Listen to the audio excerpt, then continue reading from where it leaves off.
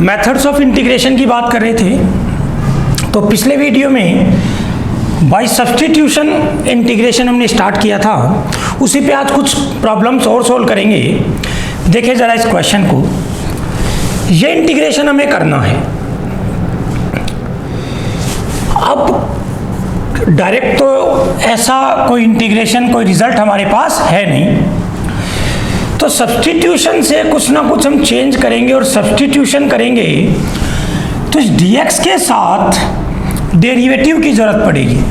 देखो इनका डेरिवेटिव यहाँ कुछ भी नहीं दिख रहा, तो एक बहुत इंपॉर्टेंट फैक्ट पे आप आए। डेरिवेटिव का एक बहुत इंपॉर्टेंट फैक्ट, यदि आप 1/x का डिफरेंशिएशन करते हैं तो इतना होता है।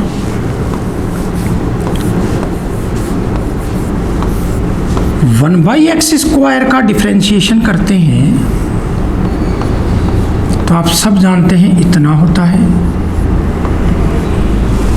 और x की पावर -2 तो -2 मल्टीप्लाई में और 1 कम हुआ -3 तो x3 अपॉन में।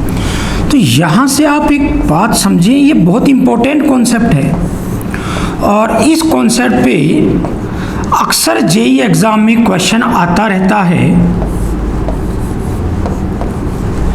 देखो बेटा, इधर कांस्टेंट से में दिक्कत नहीं आती क्योंकि कांस्टेंट तो इंटीग्रेशन के बाहर आ जाता है।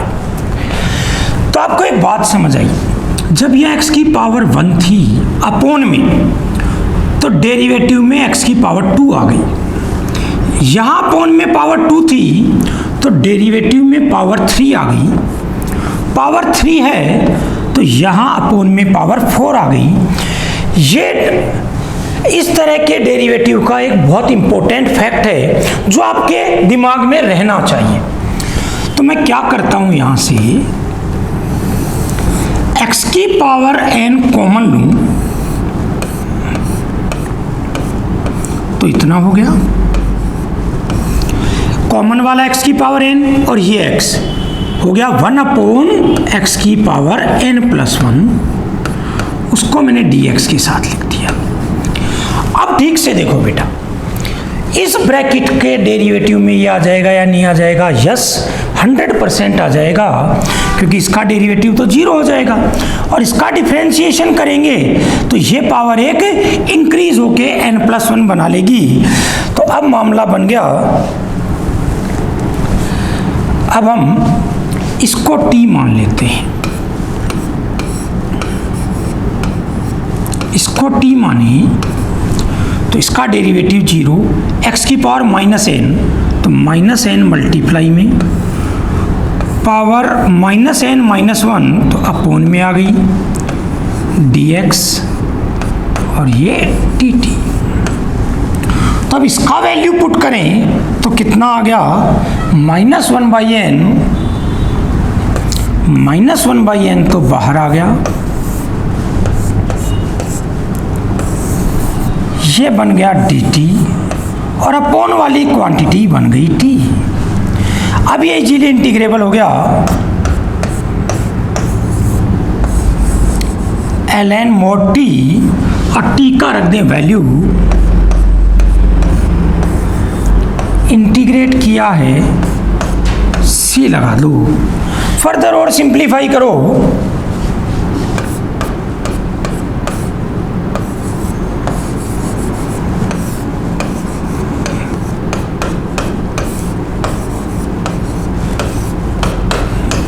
और सिंप्लीफाई करें तो इस माइनस से ये रेसिप्रोकल हो जाएगा।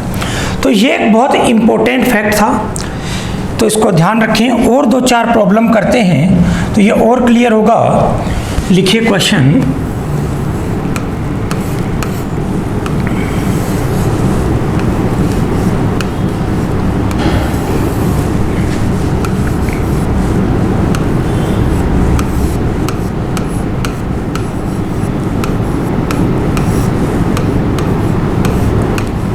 देखो बेटा अगेन, यदि मैं यहाँ से x की पावर 5 कॉमन लेता हूँ तो तो यहाँ आएगा 1/x की पावर 5, यहाँ कांस्टेंट बचेगा। x की पावर 5 कॉमन लेंगे तो x की पावर 4 बन के बाहर आएगा, वो इसको x की पावर 6 बना देगा। 1/x की पावर 5 का डेरिवेटिव 1/x की पावर 5 हो जाएगा, तो मामला बन जाएगा। तो हम यहाँ से कॉमन ले लेते हैं x की पावर 5,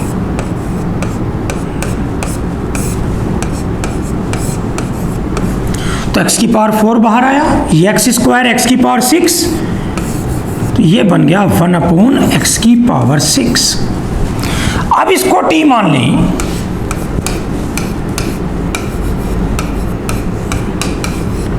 तो इसका डेरिवेटिव हुआ इतना।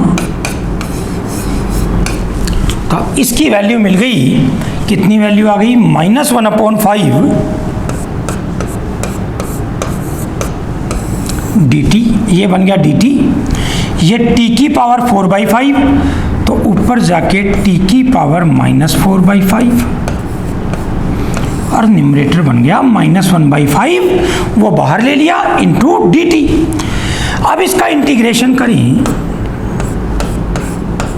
तो पावर में एक ऐड करोगे, 1 ऐड करोगे तो t की पावर 1/5 अपॉन 1/5 प्लस c, 5 से 5 कैंसिल, तो माइनस t कितना 1 प्लस 1/x की पावर 5, इसकी whole power 1/5 plus c। Further और सिंप्लीफाई करो तो एलसीएम ले लें, तो x की पावर 5 एलसीएम आया, 1/5 पावर है तो ये x रह गया,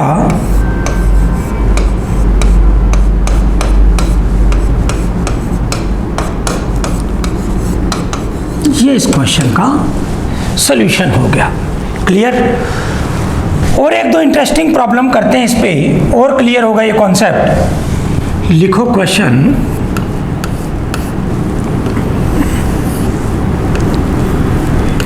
x की पावर 12 प्लस 5x की पावर 9 अपॉन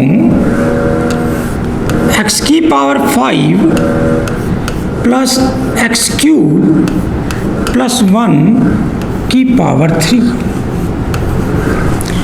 अब देखिए बेटा, यदि इसको t माने तो 1/t³ इजीली इंटीग्रेबल है, पर उसके लिए इसका डेरिवेटिव चाहिएगा, इसका डेरिवेटिव ऊपर नहीं है। तो देखिए कुछ और अरेंजमेंट बनता है क्या, मैं यदि x की पावर 5 कॉमन लूँ तो यहाँ 1/x² बनेगा, 1/x² का डेरिवेटिव होगा 1/x³। x की पावर 5 यहाँ आया तो इस क्यूब से हो गया x की पावर 15, इसके अपोन में गया तो 1/x³। यस, मामला बनता हुआ लग रहा है। तो मैं x की पावर 5 कॉमन लेता हूं यहां से, ये इतना रह गया, ये 1/x², ये 1/x5 होल क्यूब। x की पावर 15 आया कॉमन, तो इसके अपोन में गया तो 2/x³, इसके अपोन में गया तो 5/x की पावर 6। यस, ध्यान से देख लो, इसके डेरिवेटिव में ये आ जाएगा, इसके में ये आ जाएगा, और ये तो कांस्टेंट ही है। तो अब इसको t मान लेते हैं,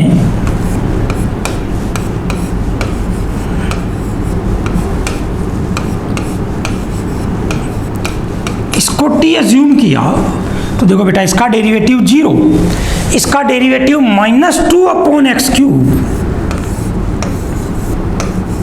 प्लस इसका डेरिवेटिव -5/x की power 6 dx equal to dt। Minus common ले लें तो ये एज इट इज मैच हो गया, कॉमन वाला माइनस तो ये आ गया, ये बन गया dt और ये बन गया t³ अपोन में, यानी t की पावर -3।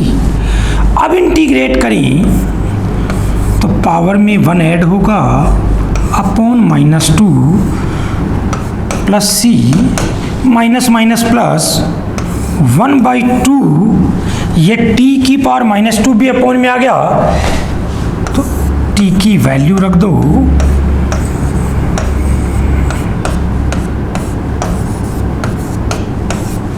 t स्क्वायर है, c लगा दो, एलसीएम लेके सिंप्लीफाई कर लो, सिंपल सा प्रॉब्लम हो गया।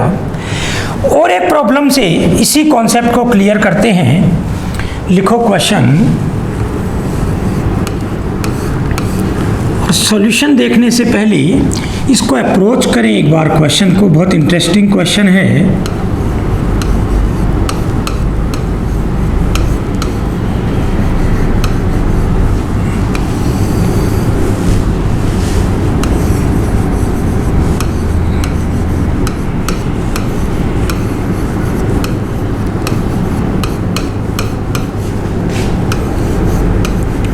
चलिए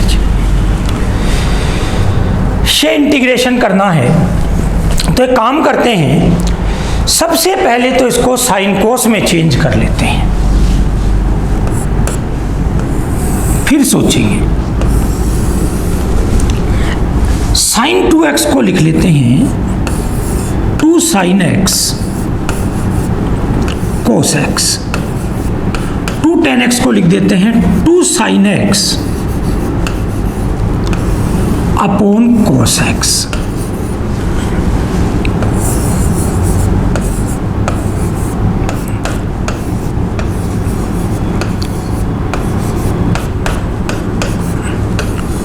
अब एक बात आपको नजर आ रही होगी, यहां से sin x को मना रहा है, बाकी पूरा क्वेश्चन cos में कन्वर्ट हो गया।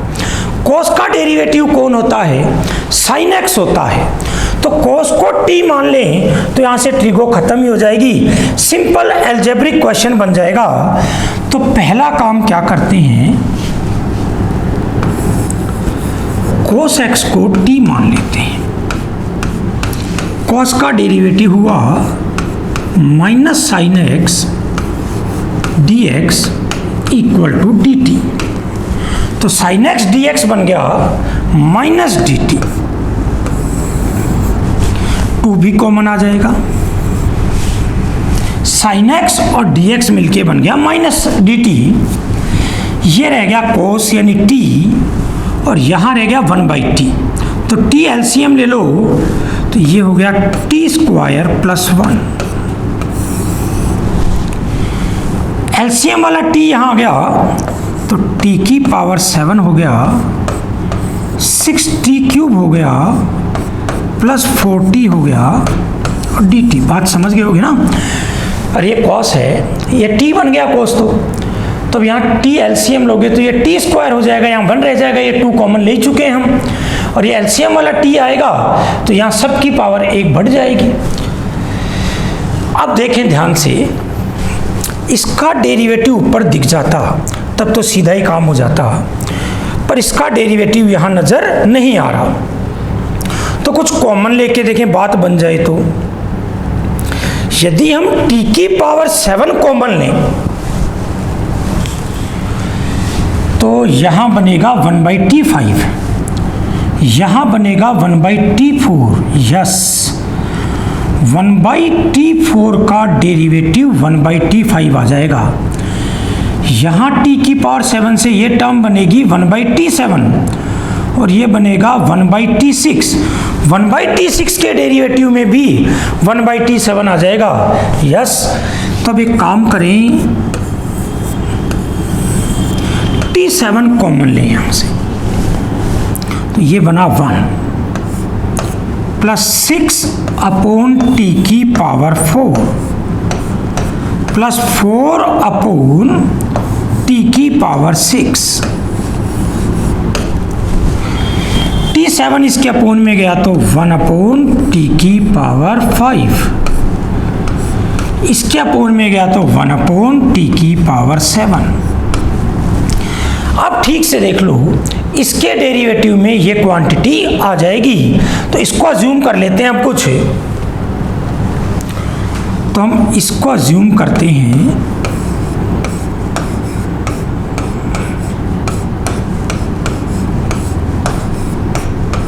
जेड। -4 तो 6 से मल्टीप्लाई होके -24 अपॉन टी की पावर 5, -6 -24 अपॉन टी की power 7 dt equal to D Z. -24 common लेके उधर ले जाएं तो ध्यान से देखो, एज इट इज ये न्यूमरेटर बन गया, तो इस न्यूमरेटर का वैल्यू हो गया -1/24 डी जेड। तो -1/24 बाहर आएगा तो 1/12 बना देगा ये डी जेड और अपॉन वाली क्वांटिटी जेड। सीधा सीधा इंटीग्रेशन हो गया ln mod जेड। अब जेड का वैल्यू रख दीजिए, जेड का वैल्यू टी की टर्म में रखेंगे, फिर टी का वैल्यू कॉस की टर्म में। तो दोनों का मैं एक साथ कर देता हूं, 6 upon cos 4x plus 4 upon cos की पावर 6x। मोड के अंदर वाली सारी क्वांटिटी पॉजिटिव है, मोड आप डायरेक्ट रिमूव कर सकते हैं।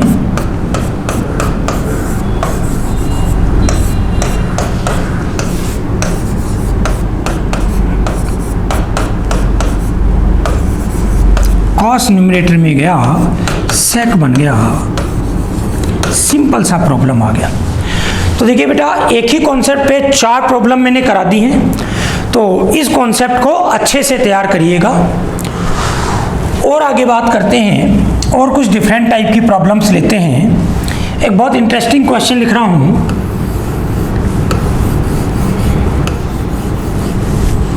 स्टार मार्क करके लिखिएगा क्वेश्चन।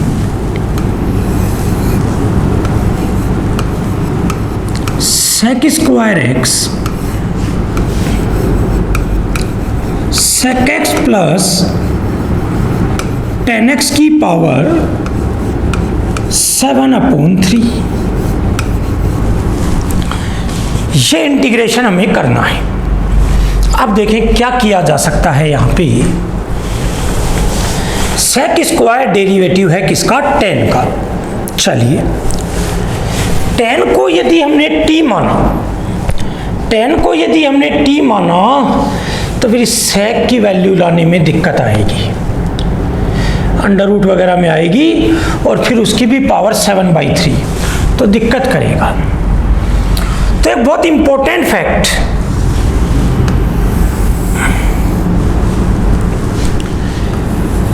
sec प्लस 10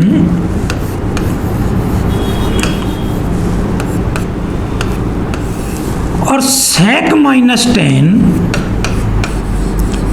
एक दूसरे के रेसिप्रोकल होते हैं। पहले भी बात कर चुका हूं मैं आपसे। दूसरी बात,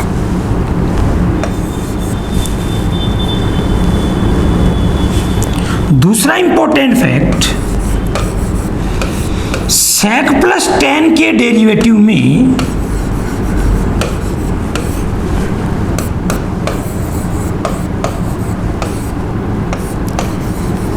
sec प्लस 10 भी आता है और मल्टीप्लाई में sec भी आता है। देखो इसका डेरिवेटिव क्या हुआ, sec x 10x, इसका डेरिवेटिव क्या हुआ, sec square x, sec common आ गया, ये रह गया। sec प्लस 10 बहुत इंपॉर्टेंट क्वांटिटी है, उसके डेरिवेटिव में खुद sec प्लस 10 आता है और एक sec मल्टीप्लाई में आता है, और sec प्लस 10 और sec माइनस 10 एक दूसरे के रेसिप्रोकल होते हैं। ये बहुत इंपॉर्टेंट फैक्ट है। तो ट्रिगो की ऐसी कुछ फैक्ट्स हैं जो आपके दिमाग में रहने चाहिए, क्योंकि ये जब क्वेश्चन अप्रोच करते हैं तो अप्रोच करने का डायरेक्शन हमें देते हैं। बोले सर इससे फायदा क्या हुआ, मैंने कहा फायदा दिखते हैं। दिक्कत ये पावर ही तो कर रही है। मान लो यहाँ पावर 2 होती तब तो ये क्या होता,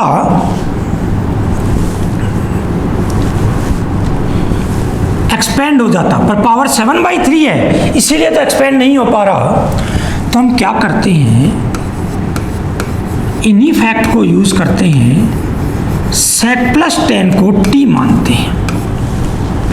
तो हमें एक बात तो ये पता लग गई कि sec माइनस टेन 1/t हो जाएगा। दूसरी बात ये पता लगी, इसको डिफ्रेंशिएट करें तो होगा sec x, tan x plus sec x equal to dt by dx। dx इधर ले आया, वो तो हमारा चल ही रहा है शुरू से। तो मैंने इसको t अज्यूम किया, तो देखो बेटा हुआ क्या, इंटीग्रेशन क्या बन गया, एक sec x, या चलो ऐसे करते हैं, आराम आराम से वैल्यू रखते हैं, sec स्क्वायर पढ़ा रखा मैंने, आपको कोई कंफ्यूजन ना हो। ये बन गया t की पावर 7/3 और dx बन गया dt upon sec x into ये ब्रैकेट, और ये ब्रैकेट है t।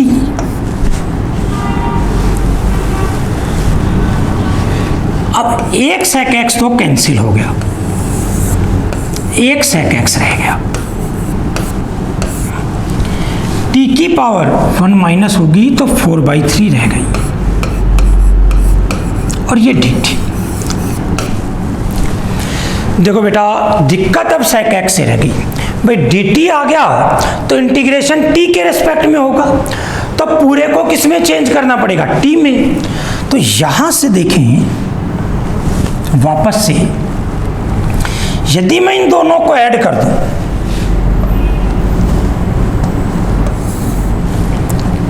यदि मैं इन दोनों को ऐड कर दूं तो tan cancel, 2 sec x equal to हो जाएगा t प्लस 1/t, यानी sec का वैल्यू भी किसकी फॉर्म में आ गया, t की फॉर्म में। तो sec x का वैल्यू हो गया 1/2 t प्लस 1/t।